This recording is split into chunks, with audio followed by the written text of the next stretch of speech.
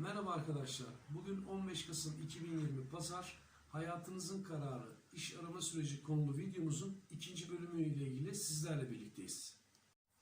Birinci bölümümüzde hayatınızın kararı demiştim ve bu kararı verirken lokasyon faktöründen bahsetmiştim. Yani yaşadığımız şehirde mi yoksa başka şehirde mi yaşamak istiyoruz? Öncelikle verilmesi gereken kararın bunun olduğunu belirtmiştim. Gelen sorularla ilgili başka şehirlerde fırsat olursa ne yapmamız gerektiği hakkında fikrim sorulmuş. Buna tek kelimeyle şöyle cevap vereyim. Eğer iyi bir fırsat gelirse başka şehir bile olsa değerlendirmenizi öneririm. Ancak öncelikle yaşadığınız şehirde iş fırsatlarını zorlamanız sizin için daha uygun olur. Bu hem sosyal anlamda, sosyal yaşam anlamında hem de maddi anlamda daha iyi olur, daha mutlu olursunuz diye düşünüyorum. Gelen bazı soruların cevapları bu videonun içeriğinde olacağı için ikinci bölüme başlayabiliriz diye düşünüyorum. Şimdi kararımızı verdik. Kendi yaşadığımız şehirde iş arayacağız. İş arama süreci ve yöntemi nasıl olmalıdır? Bunun hakkında konuşalım. İş arama sürecine nasıl başlayacağız? Benim önerim öncelikle Türkiye İş Kurumu'na giderek sizin için atanan iş ve meslek danışmanınızla tanışıp gerekli işsizlik kaydınızı oluşturun ve sonrasında kendi danışmanınızdan destek isteyin. İş ve meslek danışmanınızı E-Devlet portalından öğrenebilirsiniz. Ayrıca Türkiye İş Kurumu İşbaşı Eğitim Programı'nı araştırın. Muhakkak bunu takip edin. Örneğin ben birçok yeni mezunu özellikle başka şehirlerden alarak iş hayatına kazandırdım. Sosyal platformlara üye olun arkadaşlar. Bunların birçoğunu biliyorsunuz ama ben de tekrarlayayım isterseniz. Kariyer.net CV hazırlamak için güzel bir platform. Kariyer.net'te CV'nizi oluşturun. Tabii bu CV'nizi yani özgeçmişinizi oluştururken imla kurallarına, Türkçe'ye dikkat edin. İşte büyük harf, küçük harf yazmalar oluyor. Simetriği bozulmasın özgeçmişinizin. Bunun yanında en çok dikkat edilen fotoğraf var. Vesikalık fotoğraf olsun muhakkak. Sadece yüzünüzü gösteren fotoğraf yeterli olur diye düşünüyorum. Bunun haricinde Kariyer.net'te gelen ilanlar olursa onlara da başvuru yapabilirsiniz. Bunlarla ilgili detayı sonra vereceğim. LinkedIn var.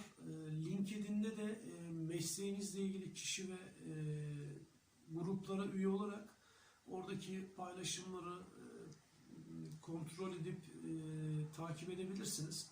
Hem mesleğinizle ilgili neler oluyor, neler yaşanıyor bunları da görmüş olursunuz. Facebook'ta birçok şirketin, kuruluşların kullandığı bir platform.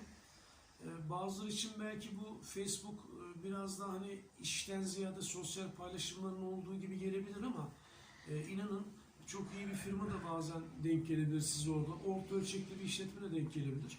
Facebook'ta özellikle il ve ilçelerin iş ve işçi bulma grupları oluyor. Örneğin bir aramada şunu yazabilirsiniz. Çanakkale iş ve işçi arayanlar örneğin.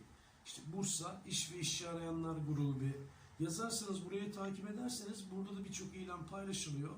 Halihazırda bizim paylaştığımız ilanlar da oluyor. Sosyal çevrenize bu komşunuz olabilir, arkadaşınız olabilir, arkadaşınızın arkadaşı olabilir. Mutlaka çevrenizdeki her insana iş aradığınızı muhakkak bildirin.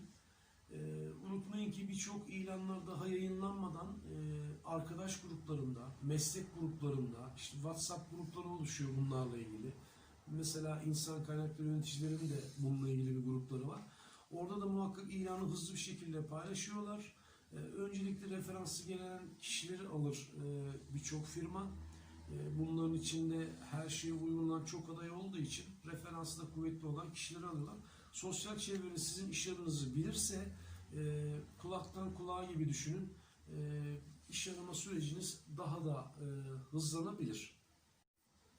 Şimdi arkadaş çevremizde mesela iş aradığımızı bildirdiğimiz zaman ne oluyor arkadaşlar? Birçok arkadaşımız, herkes bir yerde çalışıyor sonuçta.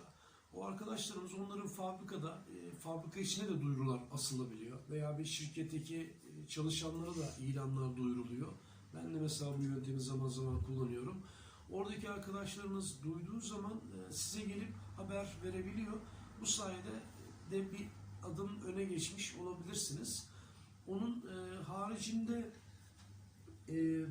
şu da bir iş arama sürecinizde size destek olabilir.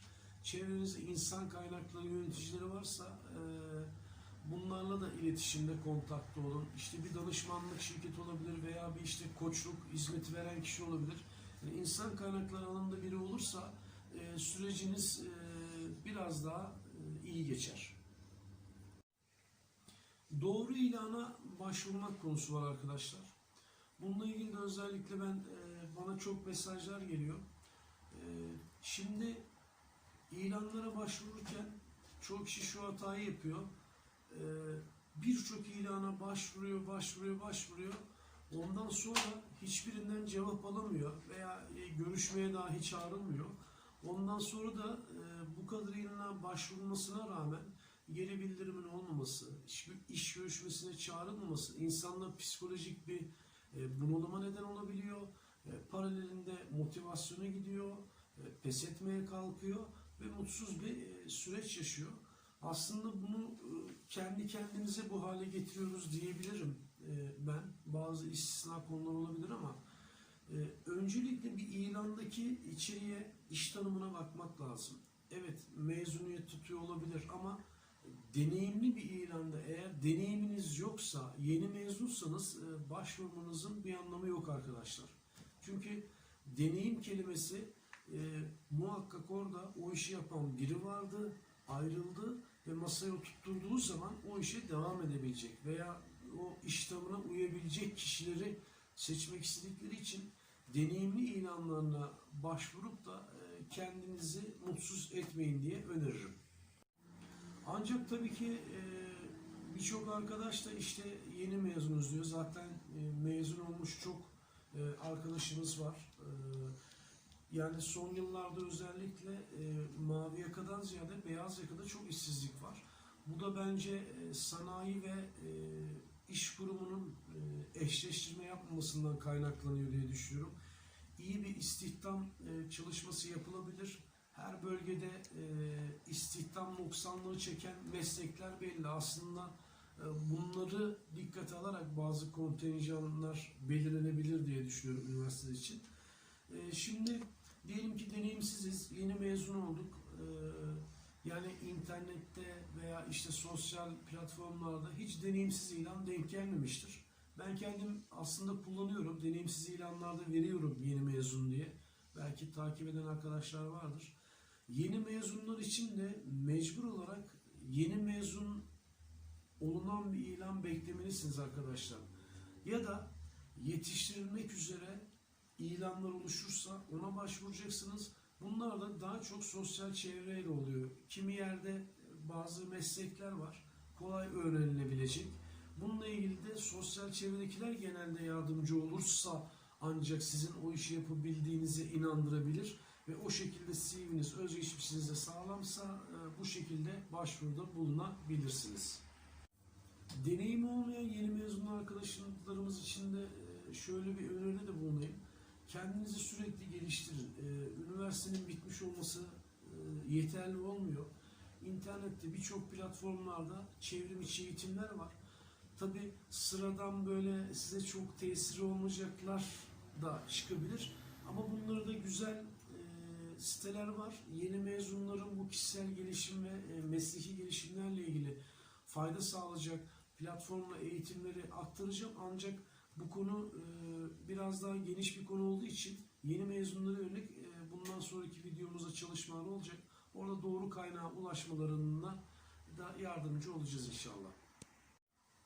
Bugünlük bu kadar arkadaşlar. Dinlediğiniz için teşekkür ederim. Olumlu ya da olumsuz geri bildirimleriniz olursa yorum kısmına yazabilirsiniz. Sorularınız olursa onları da yazabilirsiniz. Cevaplamaya çalışırım.